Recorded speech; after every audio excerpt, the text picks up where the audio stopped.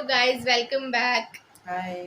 आज का हमारी वीडियो का टाइटल है plus minus Divya Dutta and Bhuvan Bam short film.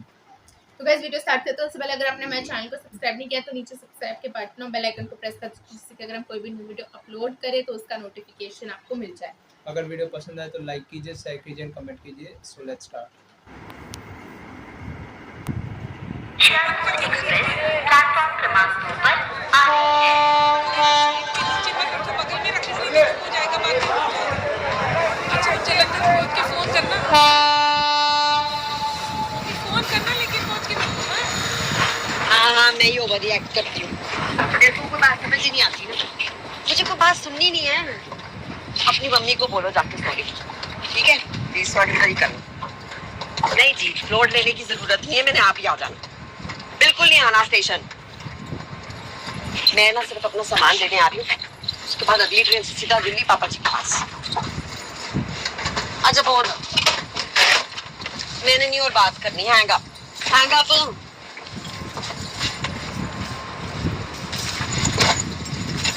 जिंदगी झंड कर रखी।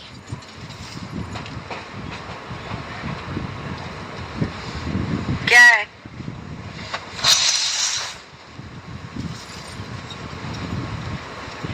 शादी होगी तेरी? नहीं, कुड़माई हुई है। कभी मत करना शादी, तो कभी मत करना। जिंदगी ना बर्बाद हो जाती है। ये जो कस्मे वादे करते हैं ना एक दूसरे को खुश रखने के, कुछ साल में सारे खत्म। मेरी बात मान, सिंगल रह, ऐश कर। नहीं तू बिलीव नहीं कर रहा ना मेरी बात। छोटा है ना, समझ नहीं आती तेरे को।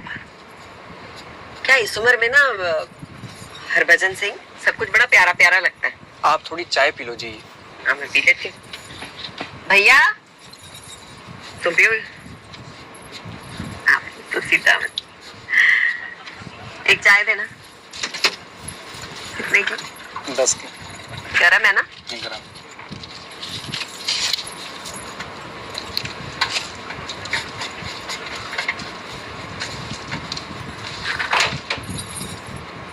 अच्छा बोल, मैं भी तो सुनूं आजकल की यूथ को शादी करनी क्यों है? बोल। मैं साल भर डोकलाम इंडो चाइना बॉर्डर पे पहरा देता हूँ। वहां ना सोचने का ढेर सारा वक्त मिलता है, और वहां पहरा देते देते मैंने ये तो समझ लिया है कि हमारी जिंदगी, हम सबकी जिंदगी किसी जंग से कम नहीं है। हाँ, हमारी लाइफ किसी लड़ाई से कम थोड़ी है। सबसे पहले पैदा होने की लड़ाई, फिर उसके बाद स्कूल, फिर पढ़ाई, फिर नौकरी, और हम जैसों की नौकरी मतलब पड़ोसी मुल्क के साथ लड़ाई। हमारे इर्द गिर्द ना लड़ाई और जंग की निशानियां हैं। आपको पता है इस ट्रेन की रूट पर दो जंग के मैदान हैं, पानीपत और कुरुक्षेत्र। अच्छा, और फिर शादी करो और अपनी मिसेज से लड़ते बैठो। मैंने देखा मेरे परिवार में, मैंने तो सोच लिया ये मेरे साथ नहीं होना। वैसे भी एक फौजी को साल में 1 महीना मिलता है घर जाने का, उसमें भी लड़ते बैठो फिर तो।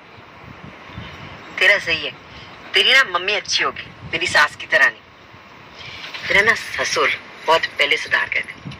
अब ना मेरी सास अपने बेटे की हर बात में अपना नाक घुसा देती है। अच्छा एक बात बताओ,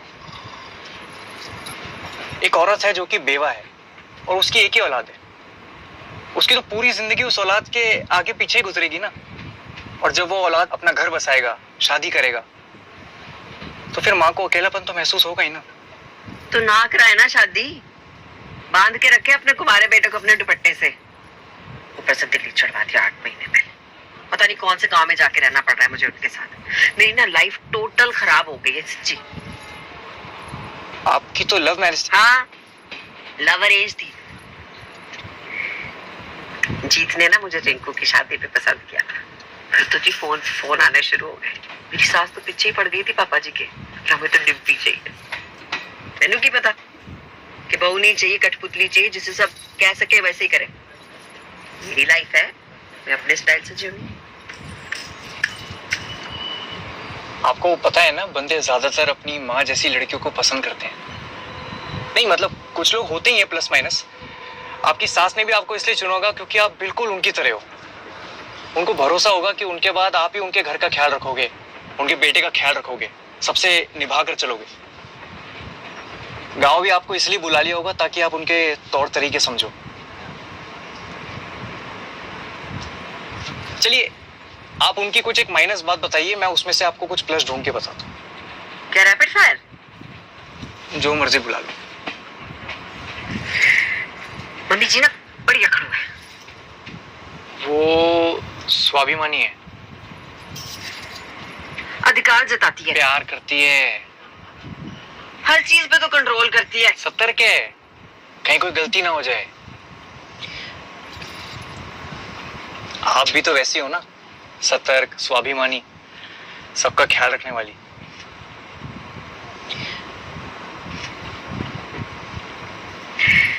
वैसे ना मेरी मम्मी ने मुझे पूरा समझा के भेजा था कि बेटा ससुराल में जाके ना मायके वालों का नाम बहुत रोशन कर। अच्छा पर मेरी सास कोई मुझे रिस्पॉन्सिबिलिटी नहीं देती तो क्या नाम रोशन करूं मैं? कोई नहीं, मैं भी अपनी लाइफ अब अपने कंट्रोल में ले लिया। सामान लेने जा रही हूँ, फिर दिल्ली वापस। मैं नहीं रहना चाहती।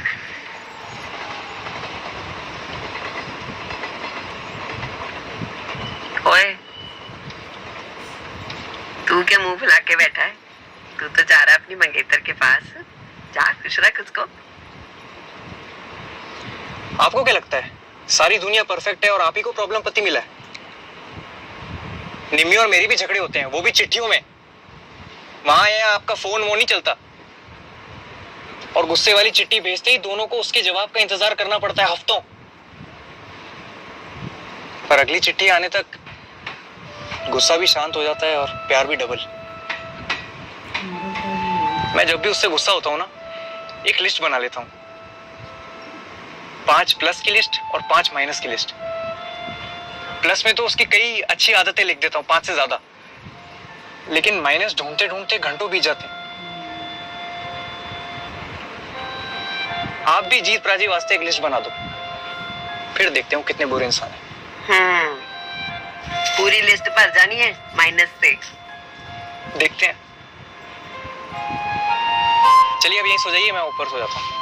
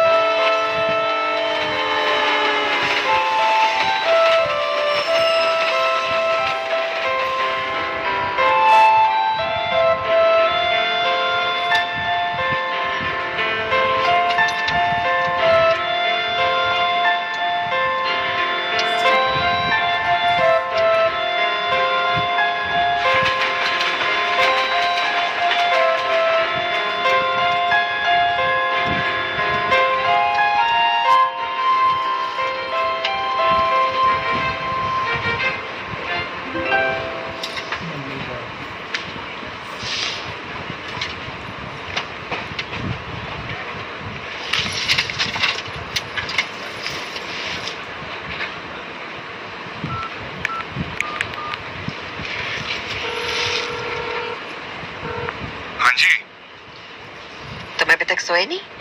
नहीं, तेरी फोन का वेट कर रहा था। तुम्हें कैसे पता मैं फोन करूंगी? बस। अच्छा सुनो, कल मुझे स्टेशन लेना जाना, कपूरथला। बिल्कुल, तेरी ट्रेन आ जाएगी 4:45 को, मैं आ जाऊंगा 4:15 को। इतनी जल्दी आके क्या करोगे? स्टेशन पे आके झाड़ू मारना है? सुनो, 4:40 से पहले बिल्कुल आने की जरूरत नहीं है, और आने से पहले फोन कर लेना कि कहीं ट्रेन लेट तो नहीं है। ठीक है ना? अच्छा सुन, जालंधर में जब ट्रेन चेंज करेगी ना तो प्लीज संभल के करना, ठीक है? हाँ हाँ, मुझे आता है अकेले ट्रैवल करना। ठीक है, तो फिर गुड नाइट। ओके। सुनो जी। वो मम्मी जी को पैरी पोना कहते हैं। अच्छा ओके, बाय।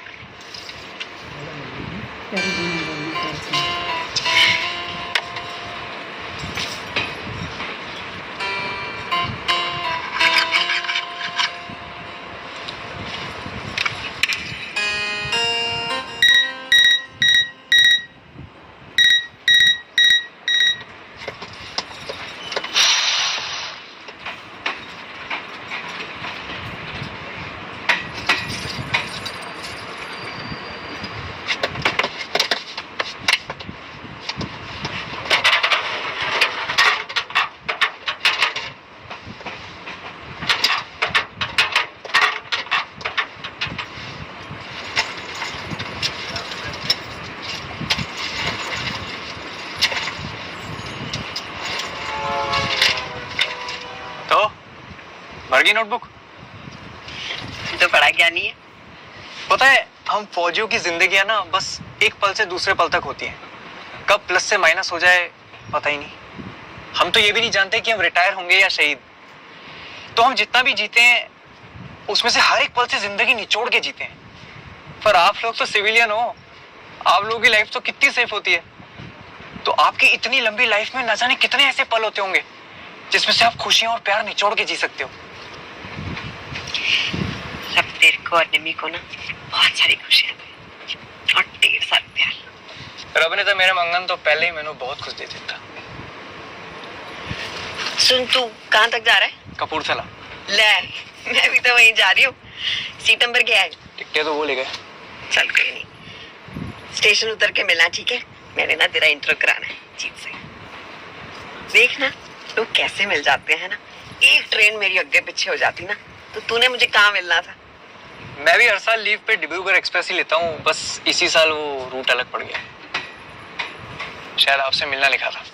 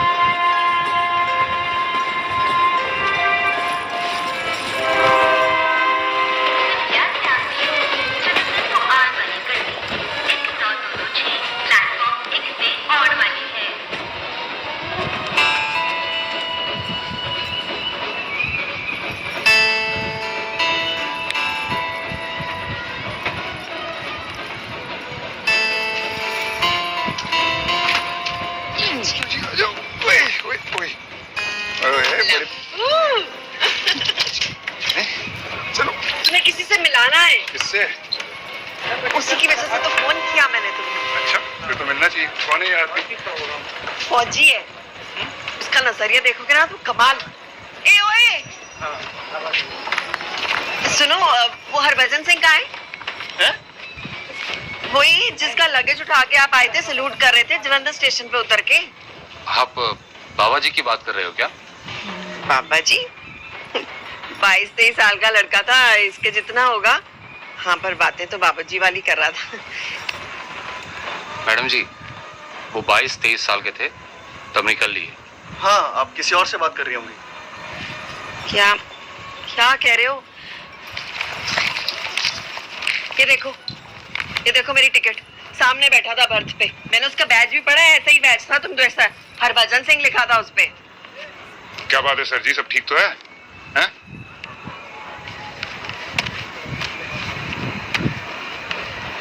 आप इनकी बात कर रही थी? हाँ, यही तो है हरभजन। अच्छी खासी बातें कर रहा था मेरे साथ ये, और आप कह रहे हो निकलिए। कोई बात है? कमाल है। आप लोगों की गलती नहीं है। इंडिया के लोगों को ना एक्टरों और क्रिकेटरों के अलावा किसी और की स्टोरियां नहीं पता होती। कोई बात नहीं, जाइए घर जाइए। और हाँ, ढूंढ लीजिएगा इंटरनेट पे। बाबा हरभजन सिंह भारतीय सेना के एक सच्चे सिपाही थे। उनका जन्म 30 अगस्त 1946 में हुआ और उनकी मृत्यु सिक्किम के नथुला पास में 4 अक्टूबर 1968 में हुई। जब वो 3 दिनों तक लापता रहे, उनके अफसरों ने उन्हें भगोड़ा घोषित कर दिया। फिर वो अपने एक दोस्त के सपने में आए और उनको अपने शव का ठिकाना बताया। सर्च पार्टी को हरभजन सिंह की बॉडी ठीक उसी जगह मिली। ये तो हरभजन सिंह के मृत्यु के बाद की घटनाओं की बस शुरुआत थी। हरभजन सिंह इंडियन आर्मी के वो सिपाही हैं जो मौत के बाद भी अपनी ड्यूटी निभाते रहे। इंडो चाइना बॉर्डर पर उनकी आत्मा पहरा देती रही। हिंदुस्तानी सिपाहियों के सपनों में आकर हरभजन सिंह दुश्मनों के कई प्लान्स बताते। रात को पहरा देने वाले सिपाही अगर पलक झपकते, उनको एक जोर का चाटा महसूस होता, मानो किसी अफसर ने उन्हें चाटे से जगाया हो। देश ने 26 जनवरी 1969 को हरभजन सिंह को महावीर चक्र से सम्मानित किया। आर्मी उनकी तनख्वाह हर महीने उनके माता पिता को भेजती। उनके लिए आर्मी ने एक मंदिर भी बनवाया जहां आज भी भक्त दर्शन लेने और राष्ट्रगान गाने आते हैं। हरभजन सिंह जो सिपाही रैंक में रहते हुए शहीद हुए, उन्हें आर्मी प्रमोट किए जा रही थी। हरभजन सिंह की लीव हर साल सैंक्शन होती और हर साल 2 फौजी उनका सामान उनके गांव कपूरथला ले जाते। उस दौरान उनका कैंप हाई अलर्ट पर रहता। कुछ साल बॉर्डर पर भारी तनाव के समय उनकी लीव कैंसिल भी की गई। समझौतों के वक्त हिंदुस्तानी क्या, चीनी भी उनके लिए एक कुर्सी खाली रखते थे। वो बतौर कैप्टन दिसंबर 2006 में रिटायर हुए। बाबा हरभजन सिंह को वतन का सलाम।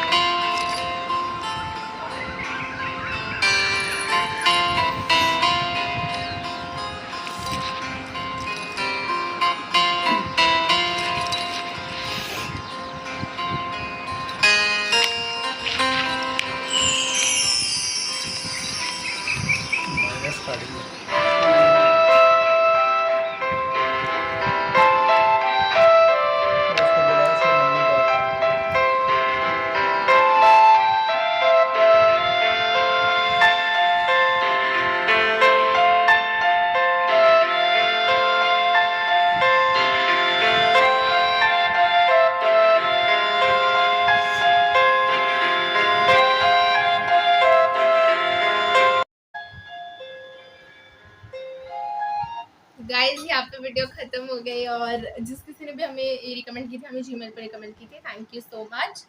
एंड सबसे पहले तो इसमें दिव्या वो फीमेल कैरेक्टर दिव्या दत्ता जी ने किया है एंड भुवन ने हाँ मेल कैरेक्टर किया। तो सबसे पहले तो इस मूवी के बारे में जिन्होंने बोला बाबा हरभजन सिंह, उसके बारे में हमें थोड़ी बहुत नॉलेज थी, बट मुझे ये नहीं पता था कि इसी मतलब हमें पता था कि इंडो चाइना बॉर्डर पर उनकी कैजुअलिटी हुई थी और उनको अभी भी इन सर्विस रखा गया था। बट टीवी पे दिखाया था, वो देखा था हमने, मंदिर भी देखा था, पर ये आज पता चला कि स्टोरी के बारे में कि और ज्यादा अवेयरनेस भी हो रही है लोगों को।